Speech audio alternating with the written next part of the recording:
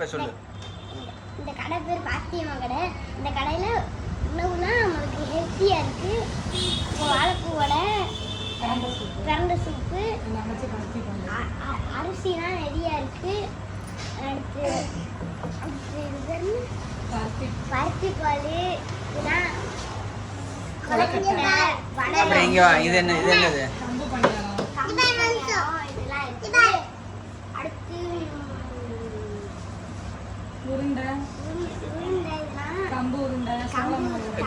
இது வடை எந்த எண்ணெயில் சுட்டது?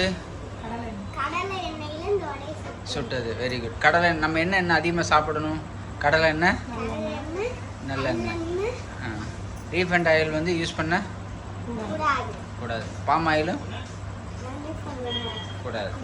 Very good. அப்போ நம்ம காலையில் இனிமேல் இட்லி தோசை அதிகமாக சாப்பிட கூடாது. Very good. அப்படி தான். அது அடுத்து